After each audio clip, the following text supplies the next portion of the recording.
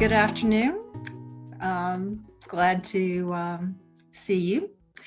So I'm Barbara Styers. I'm currently the pastor of First Moravian in Greensboro. Before that, I spent about 5 years as the pastoral assistant at Raleigh Moravian,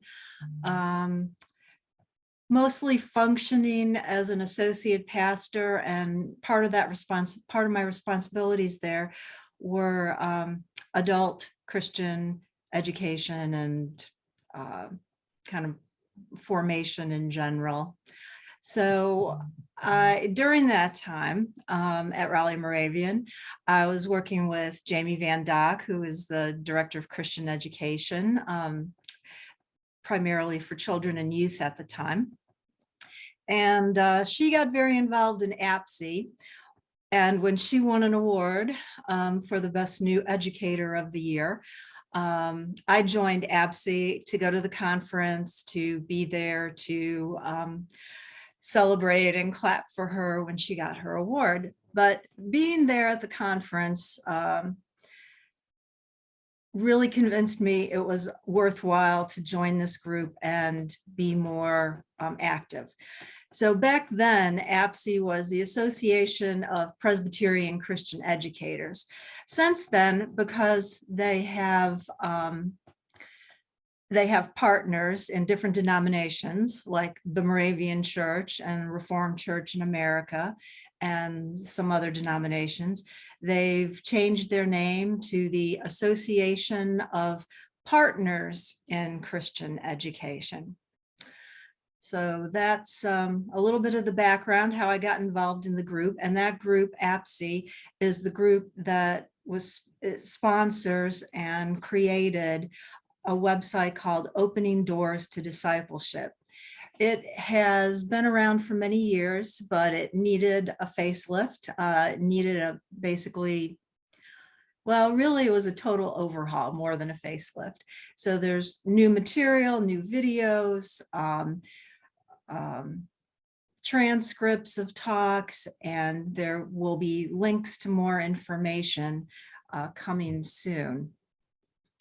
But let me start with talking about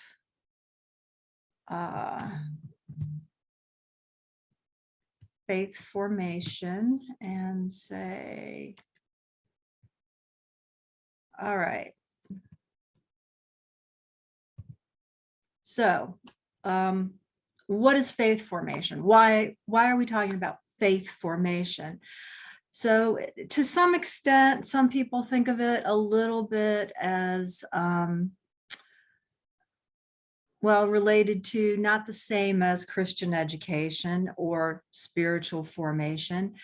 And there's no real set hard definition, but generally, if you ask people, they think of Christian education as mostly involving the mind, that you're going to have someone like a teacher guiding, leading, presenting information to students, whatever their age, and they're taking in this information.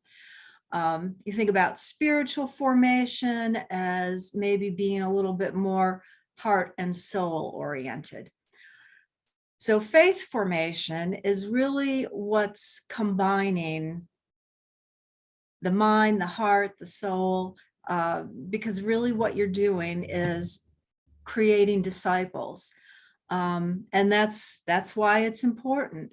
So faith formation is about developing habits, not just of thought or knowledge, also practice. It's about deepening and developing a life of faith, helping a person really grow into their calling for what it is that God intends them to be. And so the bottom line is we're creating disciples of Jesus. So let me tell you a little bit, or let's start with the website. Opening Doors to Discipleship, which you can find at odtd.net. And so, well, actually, before I go on and get started, does anyone have any questions, or would they like to share their own thoughts about what faith formation is and why it's important, or something about your experience with it?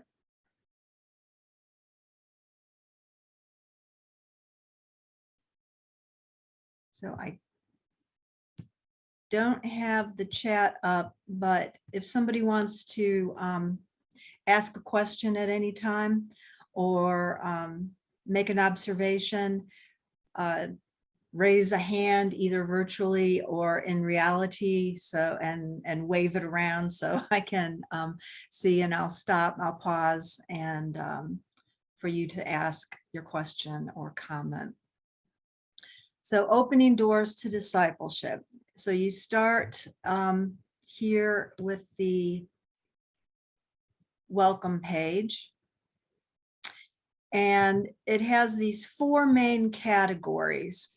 Barbara, we're not seeing that screen. We're still seeing the presentation screen. All right, let's see. I think what I need to do, if you go up to share, and you can, like, there's a switch share button, and then you can repick which screen you want. Or you can close the share and open it again. All right, what do you see now? Yeah, we see it now. Perfect. Great. Thank you. Thanks for letting me know. All right. Need to. All right.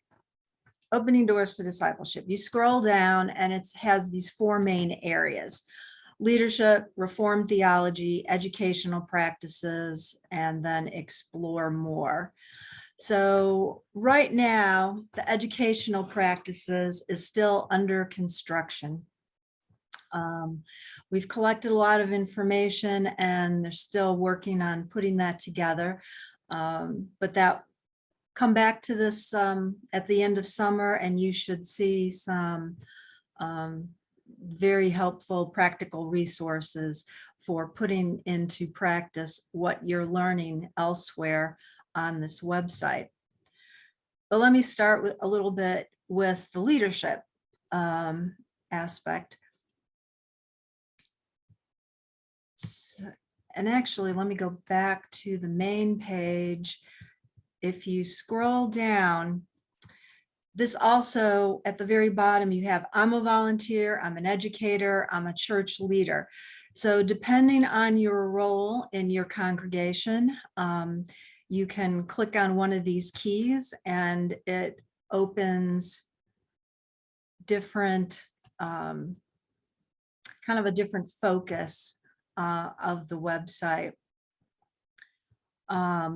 So I opened the door to for educators. You can see, talking about exploring what's faith formation in your context. Then I will go back to that, but there's information about calling others. How do you recruit volunteers? How do you create a job description? How to actually invite someone. And then there are videos, some of which are very humorous, about how to actually ask someone for to participate in your faith formation program.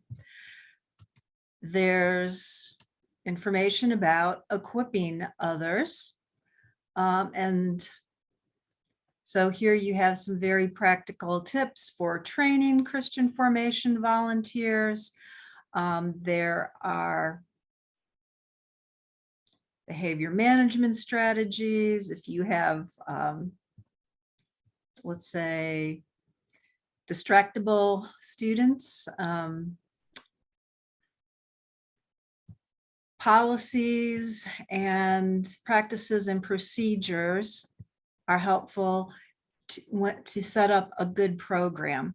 If you're just the volunteer, you probably don't need this part, but if you are the educator, it's nice to know where you can go to compare safe sanctuary policies, copyright guidelines, and so on. So going back to the ministry's path, these are the steps here where it helps you talk about what is faith formation. So we have quotes from John Roberto and Craig Dykstra, who are both educators and in faith formation for many, many years.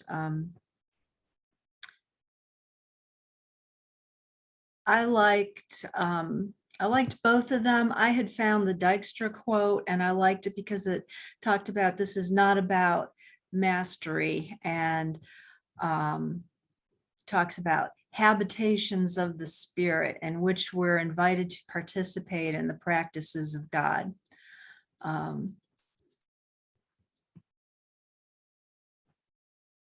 So he ends with education in faith is itself a means of grace. So for each of these steps and at many of the different links throughout the website, there are these prompts to get you thinking about how you might apply this, what it might mean to you, what you've just read or seen in a video on the website. How can you put that into practice at your site, or what, in general, just what does it mean to you? So here's the video on what is faith formation, and if you want to start at that basic level for why you're doing this, or what's important about it, you can go to a video like this and follow up questions. Here are some, that was the general one. There are all these more specific ones. So if you need to convince a board that you need more funding, say, you can go and you can to this part of the website so that you can go to your meeting armed with information about what you're doing and why it's important.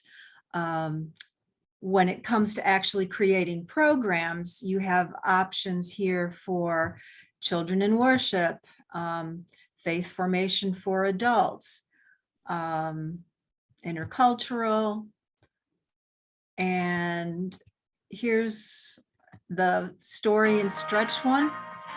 I'll just start this to show you what it's like.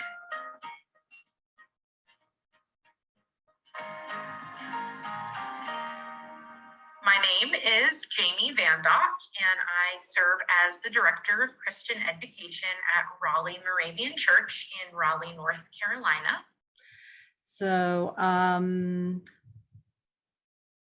So Jamie doesn't give examples of what story and stretch was actually is, but she talks about it. And you have those other videos to refer to because you might be responsible, or someone in your congregation might be responsible for just adults or just children, or maybe intergenerational. And finally, at the bottom of this page, you've got the steps for kind of becoming or developing your expertise in formation and education. So let me go to this. So what is faith formation? I showed you that video on the path. So there are also videos. If you're coming back from COVID or you're just starting up a program, Becoming Tomorrow's Church Today, which I believe is under the Explore More yes, under the Explore More key. There is a set of videos and suggestions for what do you want to be now in a post-COVID environment. So this is something that was put together by APSI, and it goes through all these resources and suggestions for how to lead a group of people from your congregation for what you want your program to be, what you want it to accomplish. So there's kind of so much here. I just want to encourage you to go to it. I can't even scroll through it all. And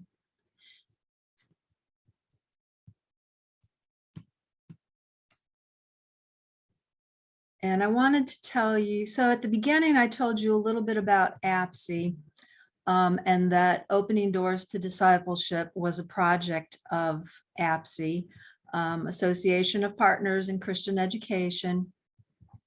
And if you go to their website, I think it's under resources, you have the link. You also have this quick sheet, which is helpful in summarizing the site. So if you just want quickly to know what it's about, or you want to explain to somebody what it's about, that's a handy sheet to have. There's the link for the actual website, Becoming Tomorrow's Church Today, that this is another way to access that curriculum. So as you can see on the APSI website, there's also other programs that they have.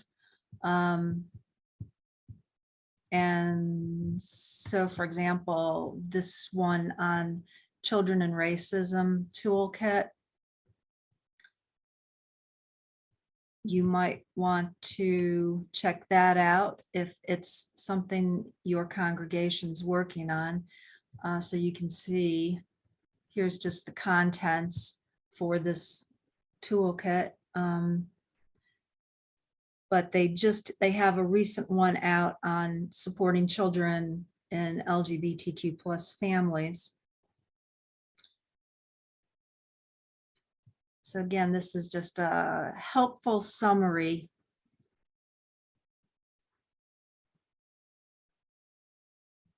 for that, just for general resources.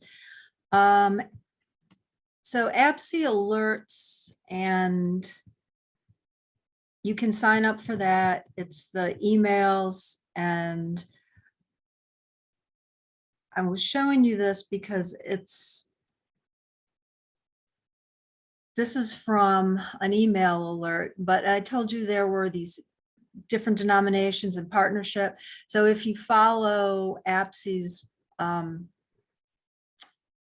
emails and newsletters, you will find out about what some other denominations are doing.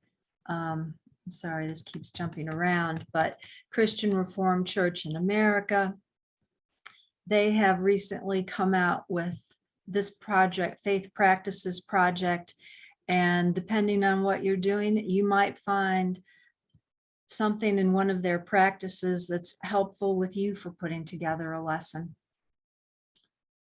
So you can find that under the APSI alert, and the Advocate is their news blog, I guess you'd call it that. So again, something else you can subscribe to, and joining APSI, you can find out here how to do that. So those are I think the major things I wanted to talk about with the Opening Doors website. And I just wanted to find out what is there any part of this that would be more helpful for you to look at or find out more about?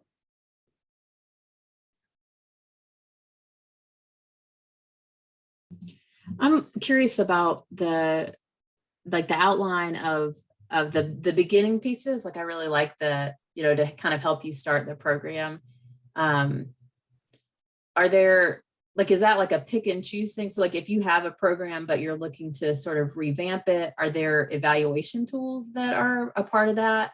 Or is that mostly like you're starting from scratch? You're like not looking back, but you're saying like, we're going to start new and go forward? Or are there tools that you could use to say like, we want to see like how our faith formation programming could be better? I was curious about that. Yes. Let me see if I can get this back.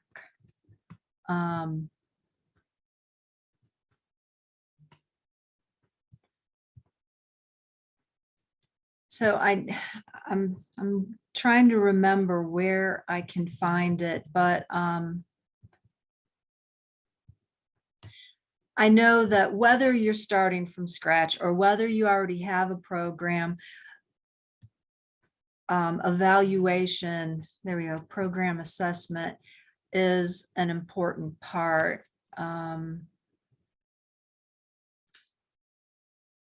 So here's one suggestion for questions to ask people participating in the program or teachers.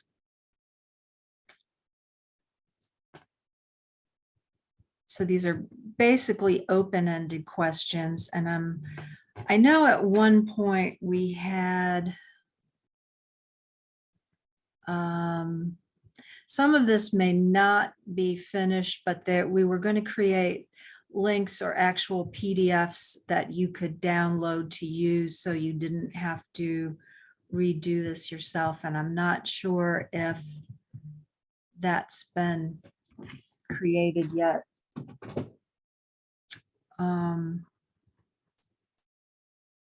See, that's that program assessment.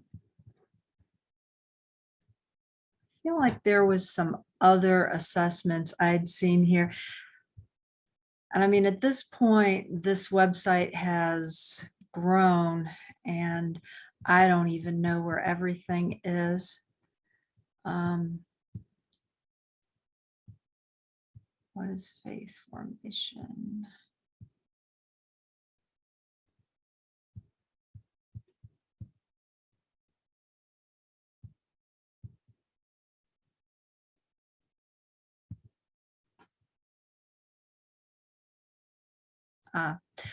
So there is this program that PCUSA came up with APSI about if your program had basically had to be reshaped or just put on pause during the pandemic. And this was something to help you, I know, walked you through a process to work with people in your congregation to figure out where did you want to go now. So you can see this is really, it puts together all the pieces for you, all the resources you would need to lead others in figuring out or talking about, thinking about where you wanted this ministry to go in the future. And obviously things like this you can print out as a PDF, hand out to people so they could fill this in for themselves on a piece of paper if you wanted. Questions like how have things changed?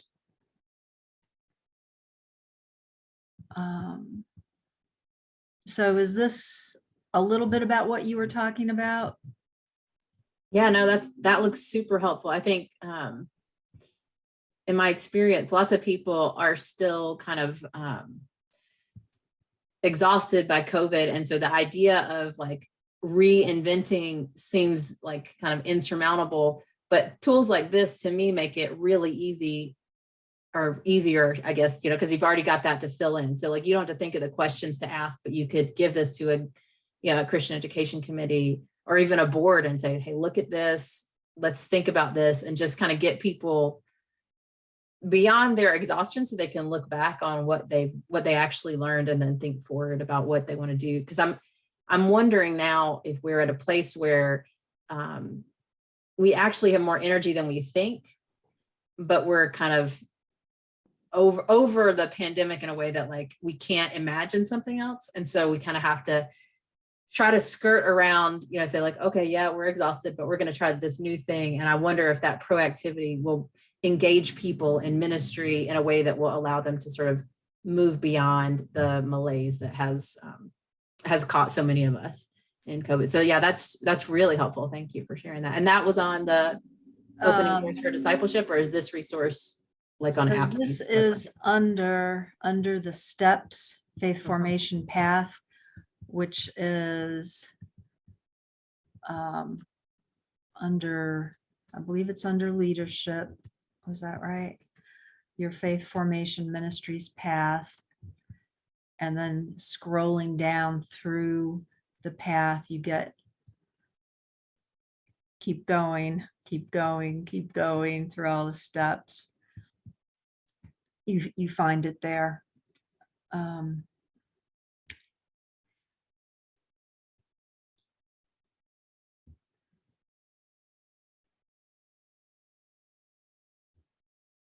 I mean, there's just so much information. I mean, you really, this is what I mean, like you can really go down a rabbit hole, but you probably can find somewhere information you want. I mean, sometimes it's just these questions that are suggested that you think about. Imagine your desired outcome. Think about what you will need to do to arrive there. Small wins are important. Who will you invite to walk alongside you?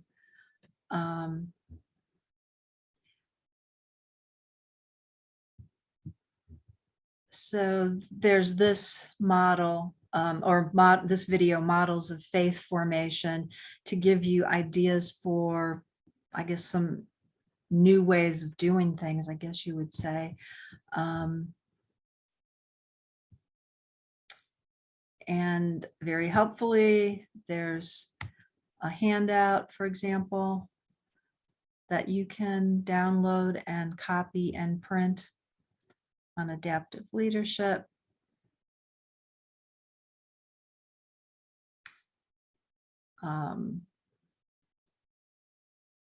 Again, it's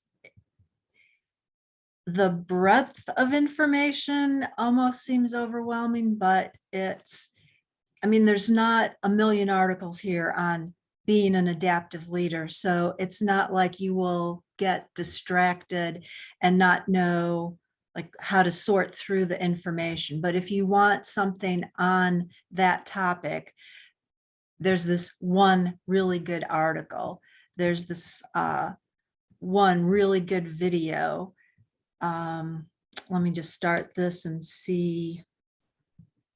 I'm a retired Presbyterian pastor educator. I'm in Charlotte, North Carolina. I worked for almost 18 and a half years at Myers Park Presbyterian Church, where I was the adult faith formation associate pastor. And the last several years, I've been working with the Vibrant Faith Ministries, which is a non-denominational organization that works in the faith formation across the country, multiple denominations, and all lifelong generational stuff. And I've also done some things with the office. So you will have different people talking about their different models. But one of the other things you will find when you start going through this, so for example, he mentioned Vibrant Faith, and that might be something. Sorry, now my computer is too slow and is jamming up.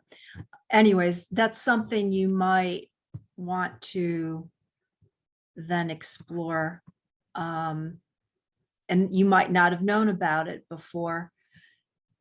And I wanted to show you one of the other things that you might find out about in going through the Opening Doors to Discipleship website is there's some material there or some references to the Presbyterian Older Adult Ministries Network.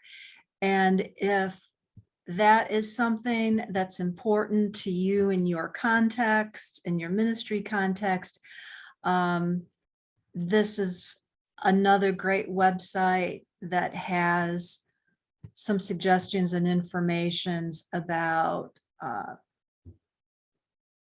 ministry with older members, and part of that is faith formation. So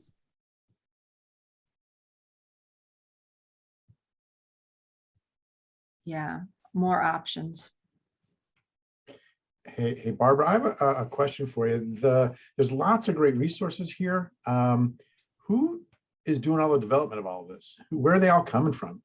Because I mean, it's amazing to see the breadth of what they've got. And I know the Presbyterian Church is a whole lot bigger than we are.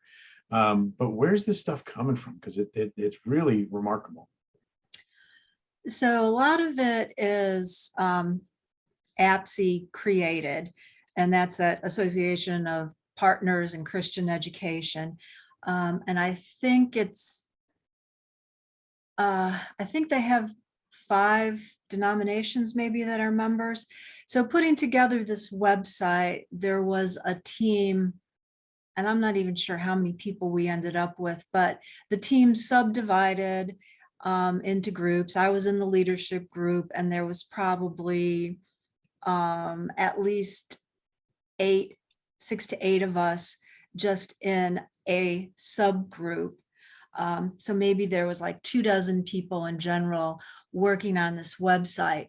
And when I say working on the website, we were not the website creators. There was a company that was hired to do that. So what our job was to kind of map out what the website should look like, what kind of information should be there, and then go out and gather all this information. So we're basically curating the information for you, and it just comes from a variety of sources. Like, for example, the Presbyterian Older Adult Ministries, or there's the Presbyterian Mission Agency, part of their responsibility has to do with some education, and they put together at least one of the videos that we used, or like worked with APSE to put together some of the videos. There's independent organizations and scholars that we found, like a very famous name in the area is John Roberto, and he has a website called Lifelong Learning, and you can go to lifelonglearning.org, I think it is, and see what kind of resources are there. You know, if you're in this working in Christian education formation, you know about Craig Dykstra and Dorothy Bass, for example, and you start Googling them and you find their information. So really what we were doing is pulling together information from all these different resources, but some of it is original to APSE. Well, like all the training videos, that's something that this website group did. We wrote the scripts, and so the volunteers that were part of this website development team, it was a range of educators as well as pastors and ministers focusing on things like Christian formation or spiritual formation. So it was people in general who have worked in this area, very broadly defined. Like, for example, the pastors that are involved are interpreting education and formation as clearly part of what they are responsible for. So it's not that they think of themselves as, I have to teach a children's Sunday school class every week, but very broadly, maybe at a higher level, some of the pastors might be looking at it, or looking at it from a leadership perspective. So that's where it was all put together from. And then we found a lot of different technologies we could use to make these videos. One of the videos that I did was with something called Loom. And I don't know if you've used that, but I was not familiar with it before. So we learned a lot about these technologies where on our own in our homes with the little cameras we have, we could, and our little microphones, we could record these videos, and then the website designers were the ones who edited them and packaged them so people can find them. Or as what did Rebecca say earlier, to make it look like, it look edited or something? It's great to have somebody who can put the final touches on something and make it not look like I just made this recording in my hallway or whatever, where I have a plain wall. But even though that was where a lot of the videos originated from, is somebody's living room or their downstairs basement with the blank wall behind them. So, but it was all professionals in one, at some level, in education and formation.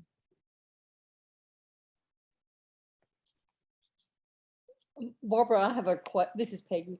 I have a question, and it's probably not one I should ask here, but I have such a great audience here that I'm going to ask it anyway. Opening the door to discipleship. Now, the older I get, the more I like bullets and the more I like cliff notes. But when we open the door to discipleship, and here's my initial question, but I'll add a little bit. What do we mean? What is discipleship? What is it that this program aims to help us do or be? And I ask that because in a recent sort of visioning at home church, one of the things I kept saying is there are two things, a couple things Christ asked us to do, and one of it is to make disciples. And so I said, okay, what does that mean? What does make disciples? But also, I'm in a small group, has 2 Moravian pastors in it, and this is our heading into our 3rd year of being together.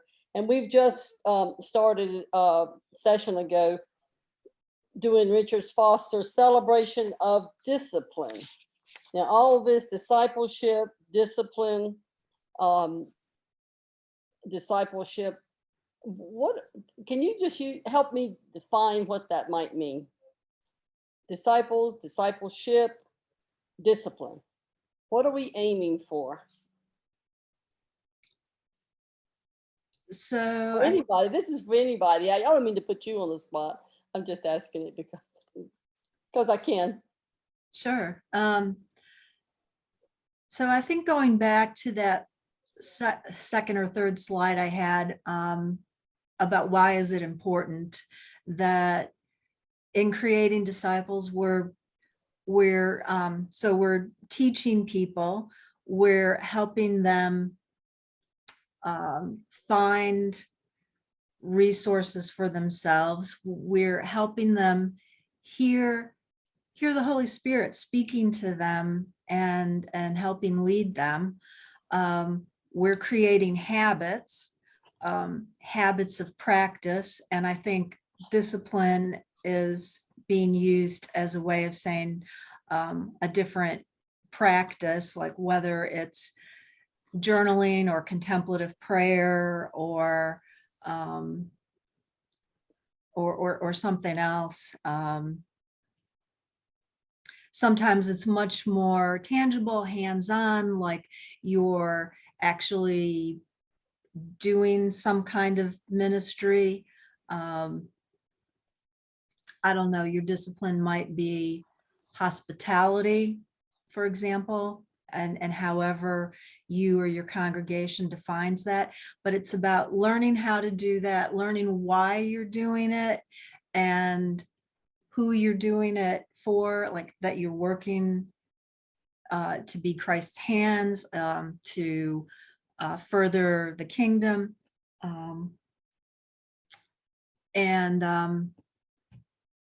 So creating disciples, yeah, habits of mind, habits of practice, knowledge, and growing not just that information knowledge base, but your heart as well, and expanding your heart, opening your heart to hearing God. I'll just ask, does anybody else want to add to that? I'm sure you all have some ideas that can flesh that out a little bit more. Yeah, I appreciate it. I was like, oh, she's gonna give it to Barbara. No one else will have to answer this question. It's a zinger, but I think you really hit so much of it. I think Becky, why for me, it's such a difficult like kind of concept is because it is so big, but it is so tangibly important in an individual life that your discipline and the rituals of following Jesus every day impact the world in great ways over time. And so when I think about discipline, I think about, what am I doing today that is building the kingdom? Like, is this like one block at a time that I'm building something up? And so I think of it as like the work we do as Christians to be generative, to make the kingdom as we go. And so it looks different depending on where you are, but I hope that my 6-year-old and my 3-year-old are being disciples in the way that they are able to be disciples. I don't expect them to have like a treatise on theological ideas right now, but I do hope that they're learning how to be kind and how to show love. And so I think that those things for me are, it's a big idea with a very real way to plug in.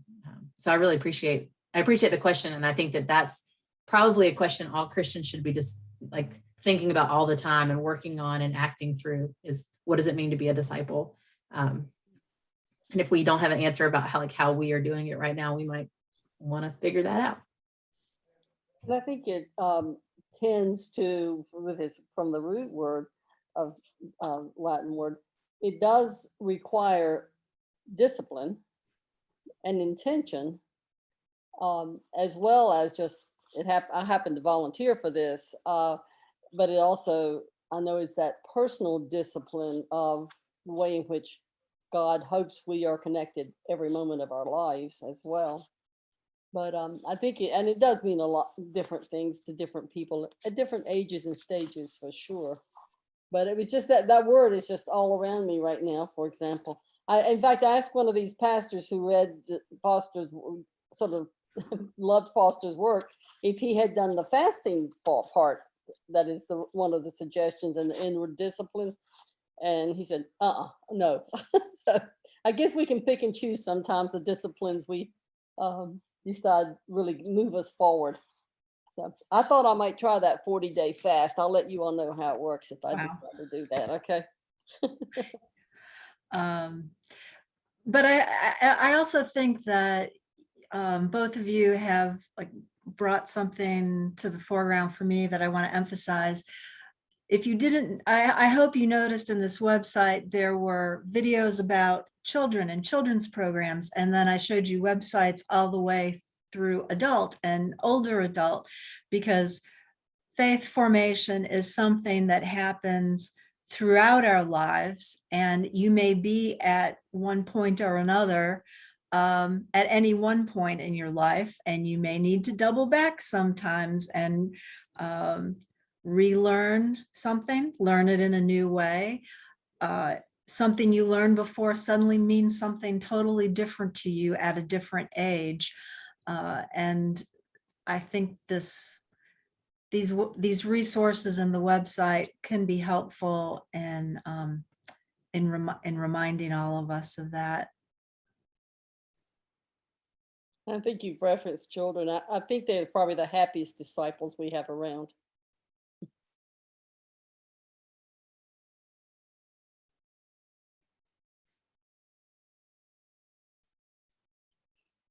Well, then we should work to keep it that way. Does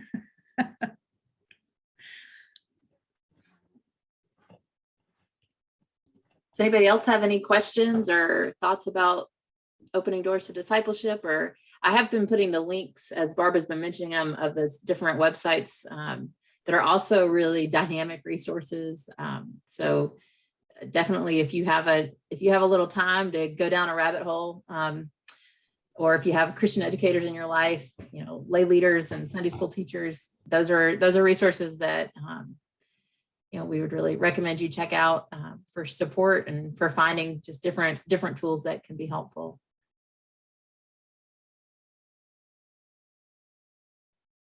Yeah. And again, join APSE and you will learn about new resources that are coming out all the time, or revamped resources, not just the Opening Doors website, but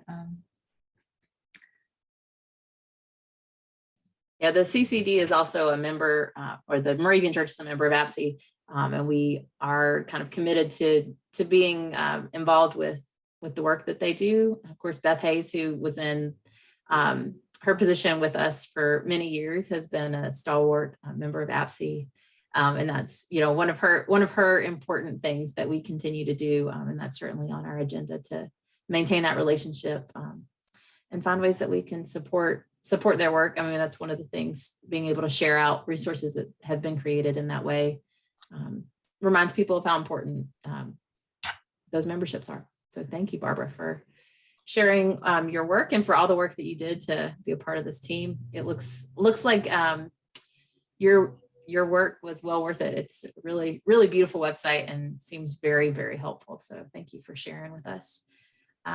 Thanks, Barbara. sure, Yeah. you're welcome. Just remember to come back to it at the end of the summer to check out all the educational resources. Yeah, we'll try to put that on our list too, to highlight going back at the end of the summer, maybe in one of our emails towards the end of August, so people can check that out. There'll be another collab conversation next month. Suzanne Parker Miller is going to be given kind of a brief overview on how to use social media in churches and tips and tricks that you might not know. So if that appeals to you, please come back. If that seems like something that somebody else would like to know about, please contact them and tell them to join in next month. And be on the lookout. We're going to be doing these collab conversations going forward. And we're still looking for people to present. So if there's something that you know about, a resource or anything that you would like to share about, please let me know. And the same goes for people that if you think, hey, you should tell more people about that. We'd love to give them a platform to do that. So thank you so much for everybody that came. And thank you, Barbara, for presenting with us. And we'll Thanks see you for next asking. time. Yeah, of course. All right. Take care, everybody. All right. Care. Bye-bye. Bye.